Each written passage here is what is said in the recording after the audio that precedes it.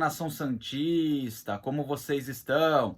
O Santos estressou vocês hoje? Hoje não. Meu nome é Gabriel Zupo do canal Sincero Santos. Não se esqueçam de se inscrever no canal, curtir e compartilhar o vídeo e ativar o sininho. E para você que tem Instagram, seguir a página do canal, @Sincero Santos. Lembrando que lá tem a parceria com a página Torcida Alvinegra e com a Bruna Novaes, @Sereia Pistola. Bom, gente, o tema de hoje é o Mercadão da Bola.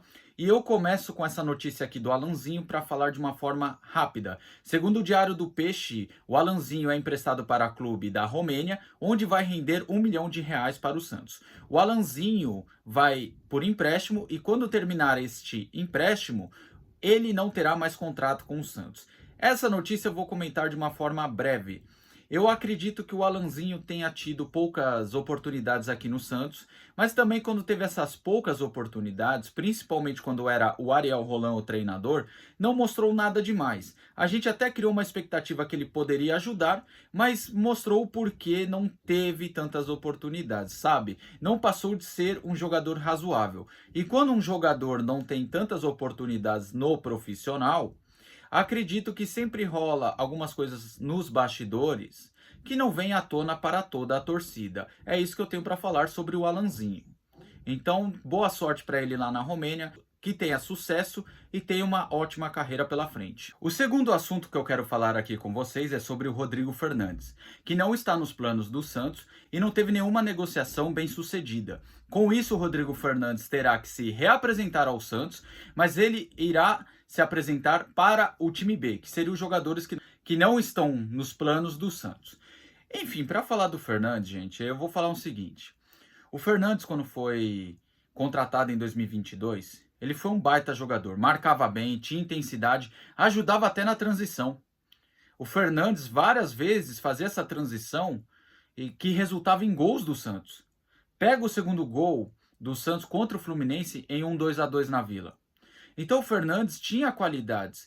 Inclusive, eu cheguei a debater com outros torcedores que, para mim, ele tinha sido um dos melhores jogadores do Santos em 2022.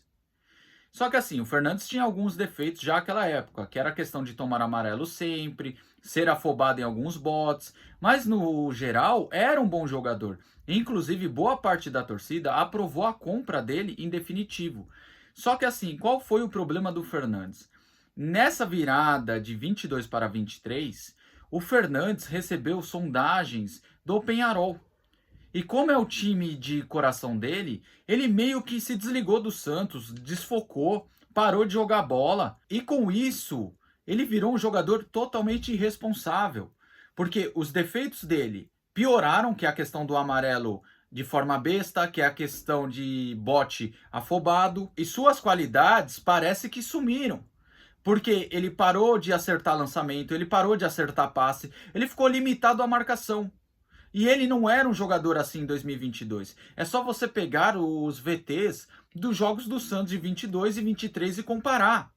Então, assim, o Fernandes parece que quando o time do coração dele despertou interesse por ele, parece que virou um jogador que tá no mundo da fantasia, cara. Então, assim, parece que despertou o mundo da fantasia dele e ele se desligou do Santos, achando que forçando uma saída tá tudo bem. Mas era só ele bater na porta do presidente e falar: não me compra que eu quero ir para o Peñarol. Então aí faltou um pouco de caráter dele nesse quesito. Depois do péssimo início de temporada do Fernandes, ele até chegou a fazer algumas partidas razoáveis, mas não passou disso. Então, tipo, de um bom reforço, ele passou a ser um peso morto em campo. E isso foi um dos motivos que rebaixaram o Santos. Jogadores que a gente confiava que podiam ajudar, acabaram prejudicando. E o Fernandes, para mim, não pode vestir mais a camisa do Santos depois do que ele fez na penúltima rodada do Brasileirão, onde ele força um terceiro amarelo, porque ele não confia no seu futebol, porque ele não confiou no futebol dos seus colegas para poder salvar o Santos na última rodada. Ele força o cartão para não estar presente no dia 6 de dezembro, o dia da tragédia.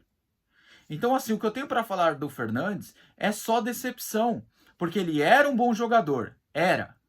Depois que veio o Peñarol, jogou um chaveco nele, cara, virou um jogador totalmente irresponsável. E depois da sua atitude patética no ano passado, não tem mais como eu defender ele aqui. Então, Fernandes, que você saia do Santos o mais rápido possível e nunca mais vista a camisa do Santos. E, inclusive, ele teve outra atitude pelo que rola nos jornais do Uruguai, que o Nacional do Uruguai ficou bem perto de acertar com ele, e quando estava perto de acertar, ele recuou, irritando os dirigentes do Nacional do Uruguai. Será que é porque é o rival do time de coração dele? E também teve o suposto interesse do Olímpia. O Olímpia teve realmente esse interesse e queria envolver o Derlis Gonçalves. O Derlis Gonçalves no Santos nunca partiu do Santos. E sim, partiu do próprio Olímpia, achando que a identificação, o carinho que o Derlis tinha com o Santos e boa parte da torcida tinha com ele, poderia rolar. Só que o salário do Derlis é salgado e o Santos não ia conseguir arcar jogando a Série B. Então assim, o Fernandes vira uma bomba no Santos. Infelizmente, é um bom reforço que acabou virando uma bomba dentro do Santos. Mas tomara que o Santos consiga resolver da forma mais rápida possível, tá certo? Bom, gente, o último assunto que eu trago aqui para vocês é em relação à insistência do Santos pelo Tadeu. E dessa vez o Santos oferece jogadores, inclusive o Santos ofereceu uma lista onde o Goiás pode escolher 4 jogadores. Bom, para analisar essa lista, primeiro eu quero fazer um comentário sobre o Tadeu. Bom, gente, eu acho que o Tadeu é um bom goleiro. Acredito que o Tadeu seria titular se viesse. Eu sei que ele e o João Paulo são praticamente do mesmo nível. Posso falar que são bons goleiros. Só que o Tadeu tem uma boa reposição, tem uma ótima explosão nos pênaltis e é mais veloz que o João Paulo. Por isso que eu acredito que o Tadeu seria o titular. Não desvalorizando o João Paulo, mas eu acredito que o Tadeu é melhor. É uma opinião minha. Muita gente fala, tem que valorizar o João Paulo, não precisa de goleiro. E aí, vai apostar em um menino de 15, 17 anos? Ou vai apostar no Vladimir que está afastado? O Santos precisa pelo menos de um reserva que faça sombra.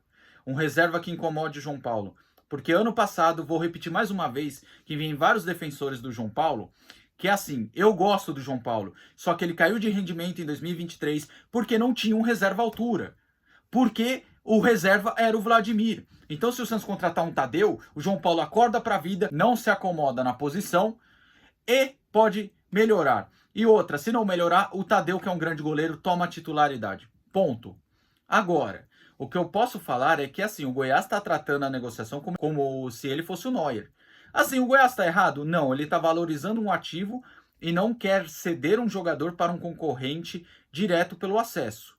Nesse ponto, eu não posso criticar o Goiás que está valorizando o ativo dele. Só que assim, vamos lá, dessa lista que o Santos deu para o Goiás, eu acredito que desses jogadores, o Goiás poderá escolher 4.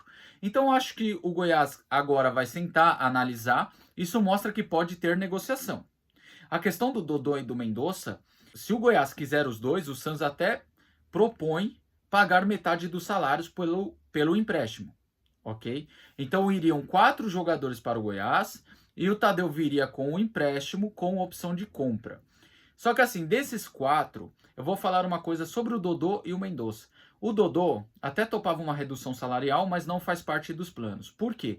Não tem condição física, o físico dele é bem questionável. É um jogador que tem um histórico de lesão, assim, que não agrada muito. Só que, assim, tecnicamente é até bom jogador. Só que ele não consegue engatar uma sequência pelo seu histórico de lesão e sua condição física não ser a mesma.